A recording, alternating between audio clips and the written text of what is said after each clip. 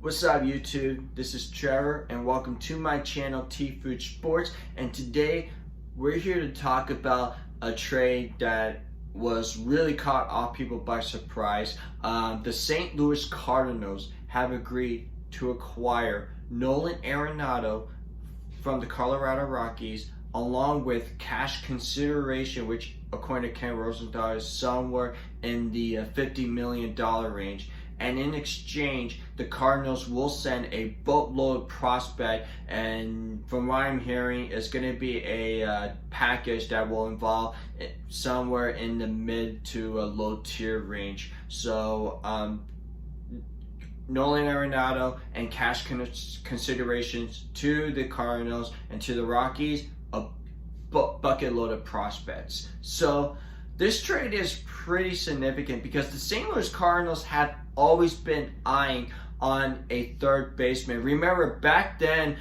before the Blue Jays have traded Josh Donaldson to the Cleveland Indians prior to the trade deadline in 2018, the Cardinals had some inquiries about Josh Donaldson during the offseason prior to the 2018 season. And from what I'm hearing, the asking price that the Blue Jays wanted in return for Josh Donaldson was Jack Flaherty, who happens to be the ace of the Cardinals franchise. So it's not surprising that the Cardinals have been eyeing on the third baseman. Obviously, they've been wanting to look at that position. And this isn't the first time that the Cardinals have acquired a big name player to solidify their roster. Remember, a couple of years ago, the Cardinals have acquired Paul Goldschmidt from the Arizona Diamondbacks, and now they have acquired Nolan Arenado, and they also get cash considerations as well. So if the cash consideration is indeed in that $50 million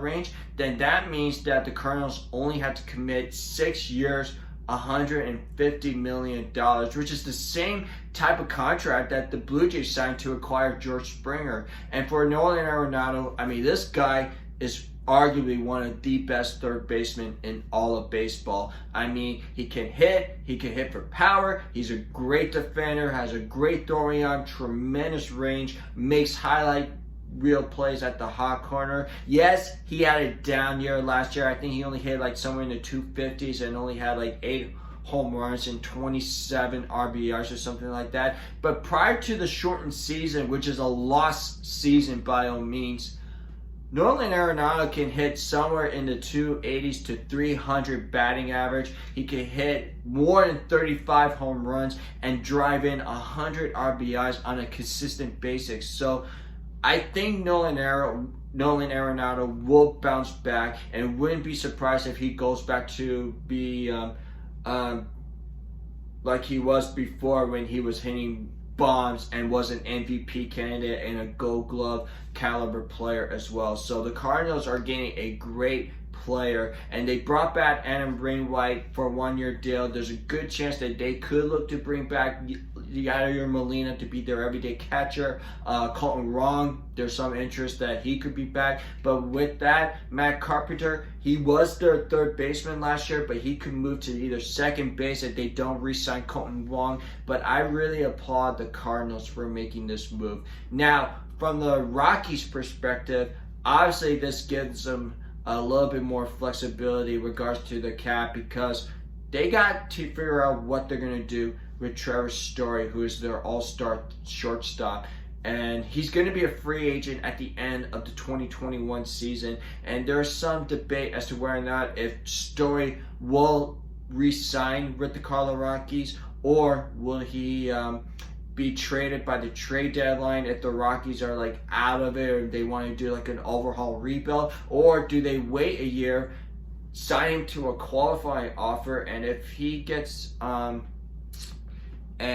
he's gonna test the free agent market, and if he declines that qualifying offer, then the Colorado Rockies will get a draft pick compensation, and Nolan Arenado can test the free agent market. I mean, Trevor Story will test the free agent market. I'm sorry. So, I think for the Rockies, they are going to try to extend Trevor Story. I think they want to keep him as they believe that he can be the face of that franchise going forward, and you could still build a team around him.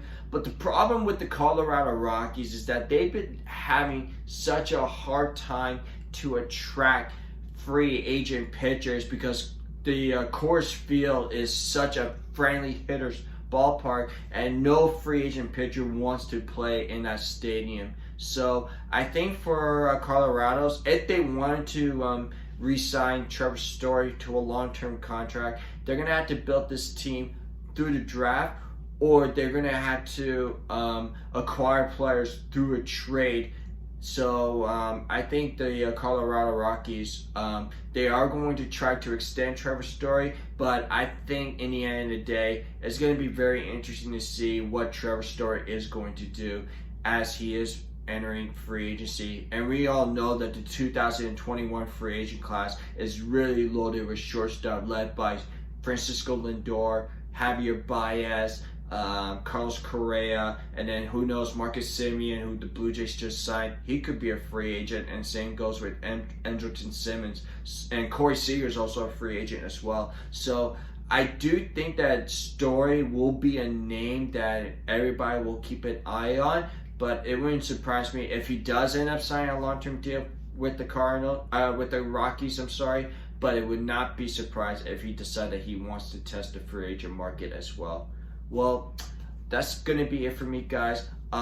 If you have any thoughts about the Nolan Arenado trade, you could write the comments down below. And don't forget to subscribe on my YouTube channel, T-Fuj Sports. Thanks, and have a good day, guys.